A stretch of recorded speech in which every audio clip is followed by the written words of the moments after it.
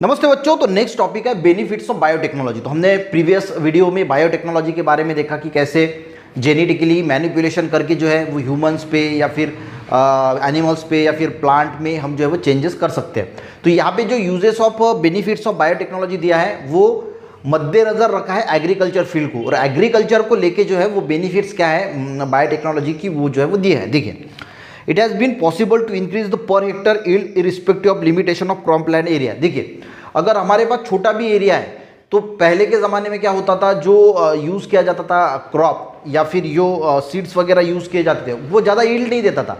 हम बोलते हैं ना कि एक एकड़ में या एक हेक्टर में जो है वो 10 क्विंटल जो है वो गेहूँ हुआ।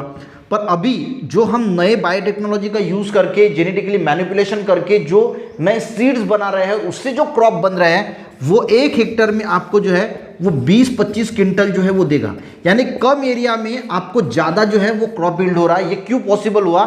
ये पॉसिबल हुआ बायोटेक्नोलॉजी की वजह से। समझ में आ गया?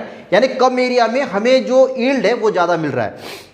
It has been possible to increase per hectare yield, यानी एक हेक्टर यील्ड ज़्यादा, एक हेक्टर यील्ड में एक हेक्टर में यील्ड जो है वो ज़्यादा हो रहा है irrespective limitation of crop land area. यानी हमारे पास छोटा भी क्रॉप लैंड एरिया है फिर भी हमारा यील्ड जो है, जो उत्पादन है वो जो है वो बढ़ गया है। Expense on disease control have minimise since development of resistance variety. अब कुछ वेराइटी ऐसी बायोटेक्नोलॉजी का यूज़ करके हमने वेराइटीज़ बनाई जो रेजिस्टेंस है, यानी जिसको डिसीज ही नहीं होता। उसमें पहले ही जो है वो डिसीज़ के अगेंस्ट जो है वो कुछ जीन जो है वो डाल दिए जिसकी वजह से उस क्रॉप को डिसीज ही नहीं होता।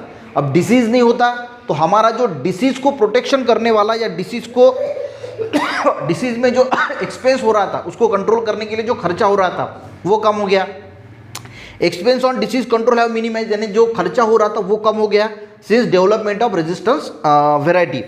Due to the development of fast fruit setting variety yield per annum has been increase. देखिए, पहले के ज़माने में जो लोग आम लगाते थे, आम का पेड़ लगाते थे, तो 6-7 साल के बाद जो है वो आम के पेड़ को आम आते थे। पर आज के टाइम में ऐसी भी वैरायटी है जो 2-3 साल में ही जो है वो आम के पेड़ को आम आता है। क्यों आता है? क्योंकि ऐसे उसमें फास्ट ग्रोइंग फ्रूट जो है वो सेटल किया गया, ऐसे जीन उसमें डाले गए, ऐसा बायोटेक्नोलॉजी की वजह से ऐसा सब पॉसिबल हुआ। तो due to the development of fast fruit setting variety, यानी उसमें जो फ्रूट्स हैं वो जल्दी आते हैं, yield per annum has been, और इसकी वजह से हर साल का जो मुनाफा है वो भी जो है वो बढ़ गया है। फास्ट फूड भी आते हैं और ज़्यादा फल भी जो है वो आते हैं। Development of stress resistance variety. अब स्ट्रेस रेजिस्टेंस वेराइटी कहाँ पे? स्ट्रेस रेजिस्टेंस यानी देखिए, कभी कभी क्या होता है, ज़्यादा पानी से भी जो क्रॉप जो है वो मर जाते हैं, या कम पानी है तो भी क्रॉप मर जाते हैं। सॉइल में अगर फर्टिलाइजर ज़्यादा हो गए, न्यूट्रिएंट ज़्यादा हो गए तो भी प्लांट मर जाते हैं, या कम फर्टिलाइजर है तब भी प्लांट मर जाते हैं। तो साइंटिस्ट ने स्ट्रेस रेजिस्टेंस वाली वेराइटी को डेवलप किया, यानी कम पानी है, ज़्यादा पानी है, कम न्यूट्रिएंट है, ज़्यादा न्यूट्रिएंट है, उसमें भी वो जो है वो सर्वाइव कर सके। तो ऐसी वेराइटी डेवलप करने की वजह से जो क्रॉप मरने वाले थे वो भी जिंदा रहेंगे और यील्ड जो है वो देंगे। ठीक है, development of stress resistance variety which can withstand variable temperature, यानी टेम्परेचर कम है, ज़्यादा है, तब भी वो जिंदा रहेगा। वाटर स्ट्रेस है, कम पानी है, ज़्यादा पानी है, या फिर चेंजिंग फर्टिलिटी ऑफ सॉइल, यानी फर्टिलिटी भी अगर सॉइल की चेंज होती है, इट हैज़ बीन पॉसिबल। तो ये सारे जो है वो बेनिफिट्स है बायोटेक्नोलॉजी के in the sense of agriculture के हिसाब से यहाँ पे लिए गए।